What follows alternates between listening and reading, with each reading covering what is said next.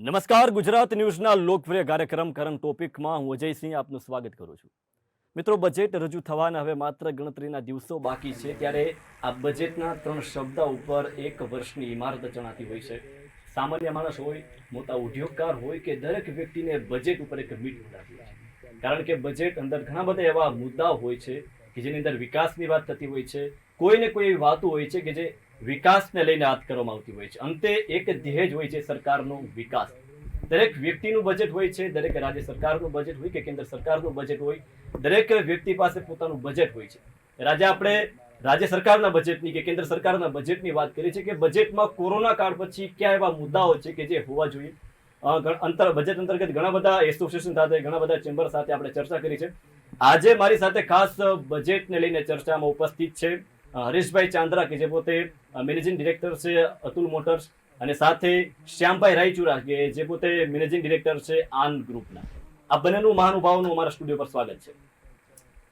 Harishbhai, direct મુદ્દા ઉપર જ આવું કે જ્યારે બજેટને લઈને આપણે ચર્ચા કરી છે હરીશભાઈ, ત્યારે કોરોના કાળ પછી બજેટ જ્યારે રજૂ થાય છે, કોરોનાનો આર્થિક ફટકો દરેક લોકોને પડ્યો છે. જાણે સામાન્ય માણસ હોય કે પછી ઉદ્યોગકાર હોય, બધા જ લોકોને કોરોનાનો ફટકો પડ્યો છે. હરીશભાઈ, શું કહેશો કે આપણે ઓટોને લઈને, ઓટોમોબાઈલને લઈને ચર્ચા કરતા હોય ત્યારે કોરોના કાળ પછી કેવી અપેક્ષા આપને? અજયભાઈ, ખાસ વાત કરી તો ઓવરઓલ ઇકોનોમીની વાત કરીએ આપણે જીડીપીની, તો ઓટોમોબાઈલ્સ એવું હબ છે કે જેમાં જીડીપીને ડાયરેક્ટ લાગુ પડે છે અને સરેરાશ 25% જેવી ઇફેક્ટ ઓટોમોબાઈલ્સ ઇન્ડસ્ટ્રીઝની જીડીપી ઉપર હોય છે. તો ઓટોમોબાઈલ્સ બહુ ઇમ્પોર્ટન્ટ પાર્ટ છે ગવર્મેન્ટ અને જીડીપી માટે. અને ખાસ કરીને જ્યારે કોરોના કાળ પછી જ્યારે 2 વર્ષ બહુ તકલીફમાં ગયા, એના પછી જ્યારે માર્કેટ સારી થવાની ચાલુ થયું, ત્યારે સેમી કન્ડક્ટરનો પ્રોબ્લેમ એમ કે બહુ રીતે ખરાબ રીતે પ્રોબ્લેમ આવ્યો અને એ પ્રોબ્લેમને હિસાબે કંપનીની સપ્લાય બહુ ઓછી થઈ. તો પ્રેઝન્ટ સિનારીઓ એવો છે અત્યારે કે ડિમાન્ડ વધારે છે અને સપ્લાય ઓછી છે.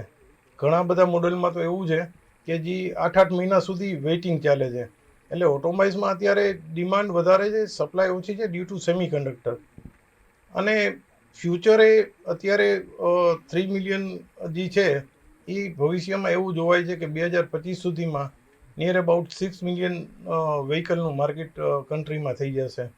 અને બહુ મોટો પાર્ટ છે, કારણ કે હિન્દુસ્તાનમાં હજી આપણી પાસે, આપણા કન્ટ્રીમાં બીજા કમ્પેર કરીએ આપણે વિકસિત દેશો એના પ્રમાણમાં હજી હજારે ખાલી 65 જ ગાડી થાય છે પબ્લિક પાસે. જ્યારે બાકીના બધા જે અમેરિકા છે, બાકીના જેટલા જે બ્રાઝિલ છે, આ બધાને અત્યારે 1800 છે, 700 છે, 600 છે. તો હજી બહુ મોટું પોટેન્શિયલ ઓટોમોબાઈલ્સમાં, કારમાં હજી પેન્ડિંગ પડ્યું છે. પણ હવે જોવાનું એ છે કે ઘણા બધા મુદ્દાની આપણે ચર્ચા કરી તો ઓટોમોબાઈલ્સને હજી ઘણા બધા પ્રોબ્લેમ નડે છે. જેમ કે ભવિષ્યમાં ગવર્મેન્ટ કહે છે કે 2030માં મોટાભાગની ઈવી વ્હીકલ, ઇલેક્ટ્રિક વ્હીકલ થશે. તો પણ એના માટે ઘણા બધા પ્રોબ્લેમ હજી છે, કારણ કે હજી આપણી કન્ટ્રી પાસે ઇન્ફ્રાસ્ટ્રક્ચરનો બહુ મોટો પ્રોબ્લેમ છે. હજી પોલિસી ક્લિયર નથી. હજી ઈવીમાં 1% માર્કેટ હજી આપણે છેલ્લા 2 વર્ષમાં નથી કરી શક્યા. તો 30% કે 40% જો ઈવી કરવું હોય તો ગવર્મેન્ટે PLI સ્કીમ છે, પ્લસ કારની અત્યારે જે કોસ્ટ છે એમાં કંઈક સપોર્ટ કરે તો બહુ મોટો ફરક પડી શકે એમ છે. બિલકુલ, હરીશભાઈ જે પ્રકારે વાત કરી કે બજેટને લઈને ઓટોમોબાઈલ ક્ષેત્રની ઘણી બધી આશા અને અપેક્ષા છે. શ્યામભાઈ, આપની પાસે આવું તો ઓટોમોબાઈલ અને ઓટો પાર્ટ્સ છે એ રાજકોટે હબ માનવામાં આવે છે, ત્યારે આ વખતના બજેટને લઈને શ્યામભાઈ શું ખાસ અપેક્ષા બજેટને લઈને? ખૂબ મહત્વનો ક્વેશ્ચન છે Ajaysinh. As far as Rajkot is કન્સર્ન્ડ, Rajkot A industry જગતના લોકો એને ભારતનું ચાઇના કહે છે. બિલકુલ, ભારતનું ચાઇના એટલા માટે કહેવામાં આવે છે કે જે પ્રોડક્ટિવિટી, એફિશિયન્સી અને કોસ્ટ કંટ્રોલ જે રાજકોટ અને રાજકોટના ઉદ્યોગો આપી શકે છે એ ભારતમાં બીજા કોઈ પ્રદેશમાં શક્ય નથી બનતું. રાજકોટમાં 10થી વધારે હજાર એસએમઈસ છે કે જે ઓટો અને ઓટો એન્સિલરીઝમાં કામ કરે છે. શાપર અને મેટોડા એ ઓટો એન્સિલરીઝના હબ ગણાય. ત્યાં કાસ્ટિંગ, ફોર્જિંગ અને ઓટોમોબાઈલ રિલેટેડ સ્પેર પાર્ટ્સ બને છે. દુનિયાભરના OEM સાયકલથી લઈને પ્લેન સુધી બધા જ પ્રકારના વાહનમાં રાજકોટના સ્પેર પાર્ટ સપ્લાય થાય છે, જે આપણે બધા લોકો જાણીએ છીએ. ઇન્ડસ્ટ્રીઝની દ્રષ્ટિથી વિચાર કરો તો બજેટ એટલે કે સૌથી મહત્વનું પેરામીટર બજેટ માટે થઈને હોય છે agriculture. The second biggest is defence, અને એના પછી આવે ઇન્ડસ્ટ્રીઝનો વારો. ઇન્ડસ્ટ્રીઝમાં સૌથી પહેલો નંબર આવે ઓટોમોબાઈલ ઇન્ડસ્ટ્રીઝ, કે જેના ઉપર ખૂબ મોટો મદાર રહે છે. ઓટોમોબાઈલ ઇન્ડસ્ટ્રીઝ જો તેજીમાં હોય તો આખી ઇકોનોમી અને એની બધી જ ઇન્ડસ્ટ્રીઝ ઓટોમેટિકલી ક્યાંક ને ક્યાંક તેજીમાં આવી જાય છે, કારણ કે ઘણો મોટો આર્થિક મદાર ઓટોમોબાઈલ ઇન્ડસ્ટ્રી ઉપર સરકારના બજેટનો અને આવકનો રહે છે. જો ઓટોમોબાઈલ ઇન્ડસ્ટ્રીઝ ઉપર આટલો મોટો મદાર હોય તો રાજકોટ જે ઓટોમોબાઈલ ઇન્ડસ્ટ્રીઝના સ્પેરપાર્ટ બનાવે છે એ સ્વાભાવિક રીતે ઓટોમોબાઈલ ઇન્ડસ્ટ્રીના વિકાસમાં સૌથી મોટો સિંહ ફાળો લઈ શકે. એટલે જેટલો સરકાર બજેટમાં ઓટોમોબાઈલ ઇન્ડસ્ટ્રીને પ્રોત્સાહન આપે એટલું ઓટોમેટિકલી રાજકોટનું અર્થતંત્ર વેગવંતું બને, એમાં કોઈ શંકા નથી. બિલકુલ, જે પ્રકારે શ્યામભાઈએ વાત કરી, આપણે ગૌરવ લઈ શકાય કે રાજકોટમાં બધી જ આઈટમ, મોસ્ટ ઓફ આઈટમ જે સ્પેર બોલતી લઈને બધી આઈટમ બને છે એમ કહી શકાય. હરીશભાઈ, આપને પૂછું કે બધા જ ક્ષેત્રને બજેટ લાગુ પડતું જ હોય છે, બધા જ લોકોની મીટ મંડાતી જ હોય છે, પરંતુ ઓટોમોબાઈલ ક્ષેત્રને વધારે બજેટની એક પ્રકારે આશા અને અપેક્ષા રહેતી હોય છે. એનું રહસ્ય શું હોઈ શકે? તમે ઓવરઓલ જોવા જાઓ તો ઓટોમોબાઈલ્સનું ડાયરેક્ટ કનેક્ટ સીધું બજેટ ઉપર હોય છે, સરકાર ઉપર હોય છે. કારણ કે સરકાર જેટલો સપોર્ટ, એમ કે આ બધી આપણે સપોર્ટ થાય તો જ આગળ એમ કે સારી રીતે માર્કેટને જે રીતે આપણે ડેવલપ થવાનું જે થઈ શકે. લાસ્ટ થોડાક મહિના પહેલાં ગવર્મેન્ટે સ્ક્રેપ પોલિસી આપી. એ સ્ક્રેપ પોલિસી બહુ જરૂરી હતી, કારણ કે સ્ક્રેપ પોલિસીથી શું થાય કે એનું જે રો મટીરિયલનું જે છે એ પાછું રિસાયકલિંગથી આપણા કન્ટ્રીને કામ આવે. પણ એવું છે કે જે રિસાયકલ જે આપણું છે સ્ક્રેપ પોલિસીનું, એની પૂરી પોલિસી હજી પબ્લિકને કંઈ એટલી બધી એનાઉન્સ થઈ નથી. અને જો એમાં આની પહેલાં આપણે જોયું તો યુકેમાં આ રીતે પોલિસી હતી, એમાં ડાયરેક્ટ કસ્ટમર્સને બેનિફિટ હતો કે જ્યારે આનું હતું ત્યારે એને એક સબસિડી દેવામાં આવતી. સરેરાશ એમ કે જોવા જાય તો 4 થી 5% ને ફરક પડી જતો કસ્ટમર્સને લેવા માટે, કે જ્યારે એની 15 વર્ષે એની ગાડી પાછી આપી હોય ત્યારે એવો જો સપોર્ટ ગવર્મેન્ટ આમાં આપે તો હિન્દુસ્તાનની જે રીતે માર્કેટમાં 6 મિલિયનનું જે ટાર્ગેટ છે એ આગલા 5 વર્ષમાં સાકાર થઈ શકે. પણ એના માટે ગવર્મેન્ટે આ બધી પોલિસીની બહુ ક્લિયર કટ માર્કેટમાં કહેવાની જરૂર છે ટૂંકમાં.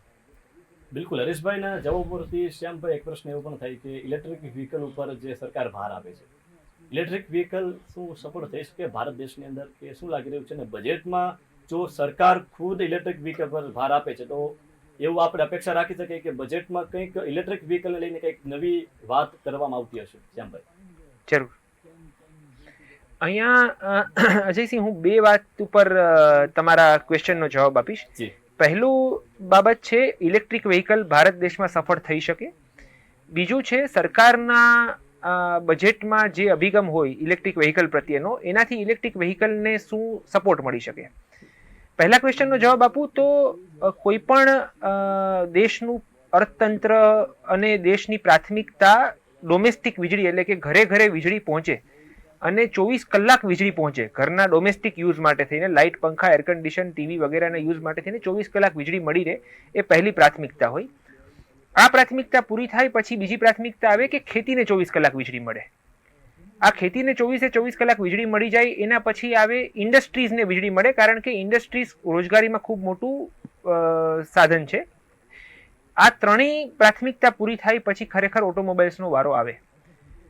હવે આપણી ભારતની પરિસ્થિતિ એવી છે કે માનનીય વડાપ્રધાને 2-3 વર્ષ પહેલા જાહેર કરેલું હતું કે છેલ્લા ગામડામાં વીજળી પહોંચી છે, 24 કલાક મળતી નથી હજી સુધી.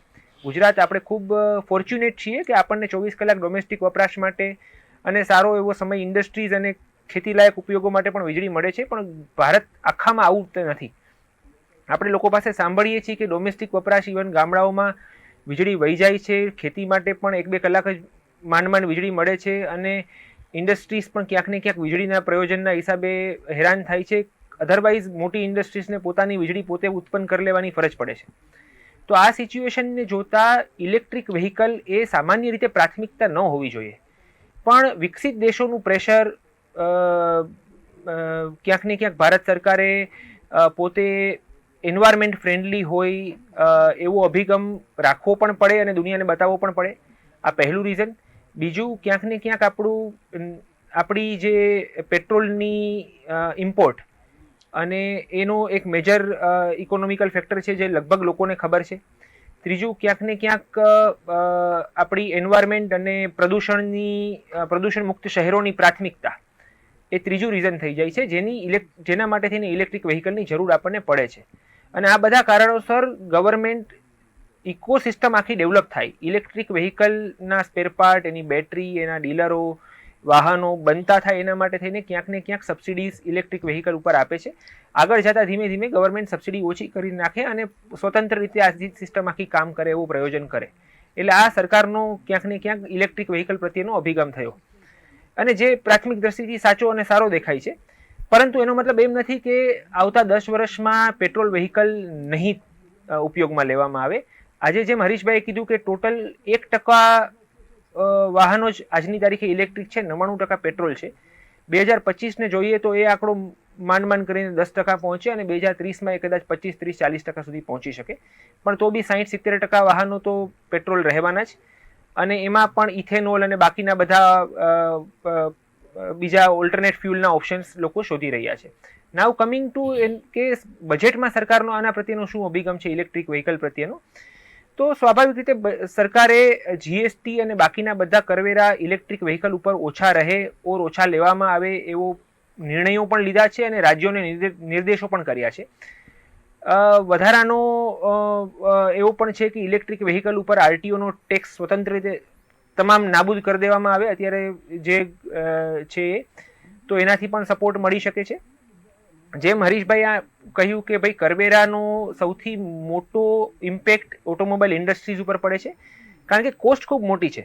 10% ટેક્સેશન જો ક્યાંક ને ક્યાંક ઓછું થાય તો એક 2 વ્હીલરમાં 10,000 રૂપિયાનો અને એક 4 વ્હીલરમાં 20-25,000 રૂપિયાનો ઇમ્પેક્ટ આવી જાય છે. અને આ મોટો ઇમ્પેક્ટ છે જે કોઈનું વાહન લેવાનું બજેટ બનાવી કે બગાડી શકે છે. બિલકુલ. તો સિચ્યુએશન એવી થાય કે જો ખરેખર સરકાર વાહનો અને વાહનોનો ને લગતી ઇકોનોમી એટલે ઓવરઓલ ઓટોમોબાઈલ ઇન્ડસ્ટ્રીઝનો વિકાસ થાય એવું ઈચ્છતી હોય તો ક્યાંક ને ક્યાંક કરવેરામાં નોંધપાત્ર ઘટાડો કરી અને ઓટોમોબાઈલ ઇન્ડસ્ટ્રી મારફત અર્થતંત્રમાં તેજી આવી શકે એવો અભિગમ ધરાવી શકે છે. બિલકુલ. શ્યામભાઈ ખૂબ સરસ વાત કરી કે જે સામાન્ય માણસને પણ સ્પર્શી શકે અને ઉદ્યોગકારોને પણ સ્પર્શી શકે. અંતે વિકાસની વાત કરી. હરીશભાઈ, શ્યામભાઈ જ્યારે વાત કરતા હતા ત્યારે પેટ્રોલનો એક શબ્દ વચ્ચે હતો. ત્યારે આપ ઓટોમોબાઈલ સાથે સંકળાયેલા છો. પેટ્રોલ ડીઝલના ભાવ, સીએનજીના ભાવ સતત અપડાઉન છેલ્લા 6 મહિનામાં તો આપણે ખૂબ જોયા છે. હરીશભાઈ, ત્યારે ઓટોમોબાઈલ સેક્ટર સાથે આપ જ્યારે સંકળાયેલા છો તેને લઈને શું મંતવ્ય છે આપનું? બજેટમાં લઈને શું હોવું જોઈએ? અજયભાઈ, આપની વાત ખૂબ સાચી છે, કારણ કે કસ્ટમર્સનો ફેઇથ હલી જાય છે. આપણે છેલ્લા 3 મહિના પહેલાંની વાત કરી તો સીએનજીનો ભાવ 55 રૂપીસ હતો. છેલ્લા 3 મહિનામાં સીએનજીનો પ્રાઇસ 70 રૂપીસ થઈ ગયું. તો જ્યારે મેન્યુફેક્ચરો જ્યારે પ્લાનિંગ કરતા હોય આગલા 5 વર્ષનું કે 10 વર્ષનું કે ભાઈ એને કઈ રીતે પ્રોડક્શન આગળ કરવાનું છે, તો એ બધું જ્યારે આટલા બધા પ્રાઇસ વિખાઈ જાય, સડનલી કસ્ટમર્સનો મૂડ ચેન્જ થઈ જાય અને આ બધા જે છે મેન્યુફેક્ચરને બહુ મોટો પ્રોબ્લેમ થાય છે. પ્લસ પેટ્રોલનો કેટલો ભાવ થશે, શું થશે એ પબ્લિકને ખબર નથી હોતી. એટલે એ લોકોએ જ્યારે આ નક્કી કરે છે ત્યારે એનું બજેટમાં આ બધી વસ્તુઓ બહુ વિખાઈ જાય છે. તો આપણે માની છીએ કે ભાઈ આ ઉપરથી જ્યારે એનું ક્રૂડના પ્રાઇસનું હોય છે, પણ ગવર્મેન્ટે ક્યાંક ને ક્યાંક એશ્યોરન્સ આપવાની જરૂર છે કે ભાઈ આ મેક્સિમમ પ્રાઇસ રહેશે ને બાકીનું આ રીતે રહેશે. કારણ કે સીએનજી ઉપર જોવા જાય તો અત્યારે એનાથી પોલ્યુશન ઓછું થાય છે, ઇકો ફ્રેન્ડલી થાય છે, પ્લસ પબ્લિકને ખૂબ સસ્તું પડે છે, ખૂબ સારું છે. પણ એના પ્રાઇસ કન્ટિન્યુ 20%, 30% જો 2-3 મહિનામાં વધી જતા હોય તો પબ્લિકને બહુ પ્રોબ્લેમ થાય છે, મેન્યુફેક્ચરને પ્રોબ્લેમ થાય છે, ડિમાન્ડ સડનલી ચેન્જ થઈ જાય છે. પહેલાં આજથી 3 વર્ષ પહેલાં વાત કરી તો ડીઝલમાં નિયર અબાઉટ 65% માર્કેટ ડીઝલનું હતું. પછી સડનલી જ્યારે આ બધું ચેન્જ થયું તો આજે ડીઝલનું માર્કેટ ખાલી 5-7% રહી ગયું છે. એટલે મેન્યુફેક્ચરોએ એક પણ કોઈ પ્રોજેક્ટ કરવાનો હોય તો એની પાછળ લાખો રૂપિયા, કરોડો રૂપિયાનું ઇન્વેસ્ટમેન્ટ થતું હોય છે. તો એટલે આપણા બધા જે મેન્યુફેક્ચરો નવું કોઈ રિસર્ચ કરવામાં એની હિસાબે વેઇટ કરે છે કે કોઈ પોલિસી ફિક્સ નથી. તો પણ એટલે મારી અજયભાઈ કહેવાનું એટલું જ છે કે ગવર્મેન્ટે ક્યાંક ને ક્યાંક કેપ હોવી જોઈએ કે ભાઈ આ પ્રમાણે આ પ્રાઇસ થવા જોઈએ ટૂંકમાં, એમ કે પેટ્રોલના છે કે સીએનજીના છે. ને સીએનજી ઉપર જોવા જઈએ તો આજે 3 વ્હીલર બાકીના જે 4 વ્હીલર અને હવે તો બધી હેવી જે ટ્રક ને એ બધું હવે સીએનજીમાં કન્વર્ટ થતું જાય છે. તો એનાથી ફાયદો એ છે કે એક તો એન્વાયરમેન્ટ ફ્રી સરસ થાય છે, આ લોકોને એવરેજ સારી મળે છે, પણ એટલે ગવર્મેન્ટે ક્યાંક ને ક્યાંક આમાં સપોર્ટ કરવો જોઈએ એવું મારું માનવું છે. હજી બિલકુલ હરેશભાઈ, આપે જે વાત કરી તે ખૂબ સરસ વાત કરી, કારણ કે સામાન્ય માણસ દરરોજ ઉઠે ત્યારે પેટ્રોલના ભાવ પહેલા જોતા હોય છે, કારણ કે પેટ્રોલના ભાવને લઈને એનું ન માત્ર એક ફિક્સ ઇન્કમમાં તે પોતાનું ઘર ચલાવતા હોય છે, પણ ઘણી બધી જવાબદારી સાથે કોઈ સામાન્ય માણસ 20-25 હજારમાં જ્યારે નોકરી કરતા હોય ત્યારે ઘણી બધી વાત સામે આવતી હોય. શ્યામભાઈ, આના ઉપરથી જ એક પ્રશ્ન થાય છે કે અત્યારે સૌથી મોટો પ્રશ્ન ને તો કે રોજગારી. એટલી હદે બેરોજગારી જોવા મળી રહી છે કે યુવાનોની સ્કિલ ક્યાંક ને ક્યાંક દટાઈ જાય છે. ત્યારે શ્યામભાઈ, ઓટોમોબાઈલ ક્ષેત્રમાં રોજગારીની તક કેવી? અજયભાઈ, જેમ મેં પહેલા કહ્યું હતું કે ઇન્ડસ્ટ્રીઝ જે ભારતના અર્થતંત્રમાં ક્યાંક ને ક્યાંક 35% લોકો એના ઉપર નિર્ભર છે અને એટલા જ ટકા રોજગારી અને એટલા જ ટકા જીડીપીમાં ઇન્ડસ્ટ્રીઝ સેક્ટરનું કોન્ટ્રીબ્યુશન છે. ઓટોમોબાઈલ સેક્ટર એ ઇન્ડસ્ટ્રીઝનો સૌથી મોટો અને મહત્વનો હિસ્સો છે અને જેમ જેમ ઓટોમોબાઈલ સેક્ટરનો વિકાસ થાય એમ સ્વાભાવિક રીતે અર્થતંત્રને ક્યાંક ને ક્યાંક અને સ્પેશિયલી જીડીપીને મેજર ઇમ્પેક્ટ કરે છે. ઘણી બધી કંપનીઓ ઓટોમોબાઈલના વ્હીકલો બનાવે છે, પણ એનાથી વિશાળ પ્રમાણમાં એવી કંપનીઓ છે કે જેના સ્પેર પાર્ટ, એની એન્સિલિયરીઝ, એના ડિસ્ટ્રીબ્યુશન સિસ્ટમ, ટ્રાન્સપોર્ટેશન, ડીલરશીપ, એક ડીલરશીપ લેવલે અંદાજે 100, 125, 150 લોકો કામ કરતા હોય છે. અને રાજકોટમાં ખાલી જોઈએ તો લગભગ 70 થી 80 ડીલરશીપો અલગ અલગ 2 વ્હીલરથી ચાલુ કરીને ટ્રક સુધીની હોય છે. એટલે પ્રાઇમરી રાજકોટમાં માત્ર ને માત્ર 10-15 હજાર લોકો ખાલી ને ખાલી ઓટોમોબાઈલ ડીલરશીપોમાં કામ કરતા હોય. શાપર મેટોડા જેવા મોટા સેક્ટરની જ્યારે વાત કરીએ કે 10-15 હજાર એસએમઈસ છે કે જે ઓટોમોબાઈલને લગતા સ્પેર પાર્ટ્સ અને બાકીની બધી વસ્તુનું ઉત્પાદન કરે છે. તો બહુ મોટો હિસ્સો અર્થતંત્રનો ઓટોમોબાઈલ સેક્ટરમાંથી કોન્ટ્રીબ્યુટ થઈ રહ્યો છે. એટલે જો ઓટોમોબાઈલ સેક્ટરને ધ્યાન આપવામાં આવે, એના વિશે જે પોલિસીઓ બનાવવામાં આવી રહી છે, હમણાં માનનીય સુપ્રીમ કોર્ટના નિયમ અનુસાર 5 વર્ષનો વીમો ફરજિયાત થઈ ગયો 2 વર્ષ પહેલા. એનાથી અચાનકથી 10,000 રૂપિયાથી 2 વ્હીલરની ભાવ વધી ગયો. તો બહુ મેજર અને મોટો ડિમાન્ડ એનાથી કર્ટેલ થઈ ગઈ, કારણ કે 10,000 રૂપિયા એટલે ટોટલ 2 વ્હીલરના બજેટનો 10% હિસ્સો થયો અને એનાથી ઘણા લોકોનું બજેટ બગડી જાય. હવે એવા ઘણા બધા નિર્ણયો છેલ્લા 4-5 વર્ષમાં લેવામાં આવ્યા. મને ખબર છે 2015ની આસપાસમાં સ્પ્લેન્ડરની કિંમત 45,000 રૂપિયા હતી, જે આજની તારીખે 80,000 રૂપિયાથી વધારે છે. બિલકુલ. તો એટલો મોટો વધારો વાહનને લગતા ભાવતાલ, એના કરવેરાઓ, રો મટીરિયલ્સ અને એને લગતા ઈંધણ, એ બધી જગ્યાએ જો આટલો મોટો ઇમ્પેક્ટ આવતો હોય તો ક્યાંક ને ક્યાંક ઓટોમોબાઈલ ઇન્ડસ્ટ્રી આ બધા નિયમો અને જે ડિસિઝન લેવામાં આવી રહ્યા છે કેન્દ્ર અને રાજ્ય સરકાર દ્વારા, એનાથી ઇમ્પેક્ટ થઈ રહી છે અને એની સાઇઝ ઘટી રહી છે. 2017 પછી ઓટોમોબાઈલ ઇન્ડસ્ટ્રીઝનું ટોટલ વોલ્યુમ ઘટતું રહ્યું છે, જે ફોર્ચ્યુનેટલી કોરોના પછીનું પહેલું વર્ષ એટલે કે 2021-22માં પાછું રિકવર થવાનું ચાલુ થયું. ફોર્ચ્યુનેટલી ત્રીજો વેવ કોરોનાનો એવો છે કે જે ખૂબ વધારે પ્રમાણમાં ફેલાય છે અને બહુ બધા લોકોને લાગી રહ્યો છે, પણ ફેટલ નથી, બહુ ગંભીર નથી. એટલે ક્યાંક ને ક્યાંક અર્થતંત્ર ઉપર એની મર્યાદિત અસર થઈ છે. બહુ વધારે પડતી એવી અસર નથી થઈ, જે બહુ સારી બાબત છે. હવે જો સરકાર થોડાક પ્રોત્સાહન રૂપી નિર્ણયો લે બજેટમાં, તો આ જે 100માંથી 60-70% સુધી ઇન્ડસ્ટ્રીઝ થઈ ગઈ હતી, જે પાછી ઝડપથી 100% સુધી પહોંચે અને એનાથી આગળ વધી શકે એવી આપણે આશા રાખી શકીએ બજેટમાં. બિલકુલ શ્યામભાઈ. હરીશભાઈ, આપણે અત્યારે પ્રોગ્રામના અંત તરફ જ્યારે જઈ રહ્યા છીએ ત્યારે એક પ્રશ્ન એવો થાય કે ઓટોમોબાઈલ ક્ષેત્રની આપણે વાત કરી, ઘણી બધા મુદ્દાઓ આપણે વાત કર્યા, ત્યારે ઓલ ઓવર સેક્ટરની વાત કરી, ન માત્ર ઓટોમોબાઈલ પરંતુ ખેડૂતોની પણ વાત કરી કે બીજા મોટા ઉદ્યોગો છે તેની વાત કરીએ, ત્યારે બજેટને લઈને હરીશભાઈ આપની દ્રષ્ટિએ શું અપેક્ષા છે આખા ગુજરાતની? ખાસ કરીને બાકી બધી જે રીતે માણસોની અપેક્ષા ઓલવેઝ એ જ હોય છે કે અત્યારે ઇન્ફ્લેશન વધવાથી અત્યારે બધાની પે અને બાકી વધે છે, તો ક્યાંક ને ક્યાંક ગવર્મેન્ટ ઇન્કમ ટેક્સમાં રાહત આપે એને. અને બાકી જોવા જાય તો જે આ રીતે બાકીનો સપોર્ટ છે એ મળતો રહે તો ઘણો બધો ફરક પડશે. જેમ શ્યામભાઈએ કીધું કે અત્યારે ઓટો ઇન્ડસ્ટ્રી છે તો 60-70% રિકવર થઈ ગયા, 30 બાકી છે.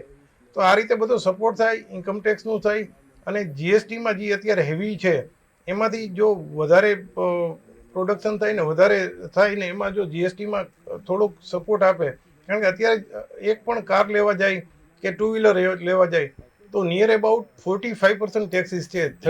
30% જેવું જીએસટીનું કાર ઉપર છે, 6% આરટીઓના છે, 6% ઇન્સ્યોરન્સના છે. ઓવરઓલ ટોટલના 45% ખાલી ટેક્સીસ જાય છે.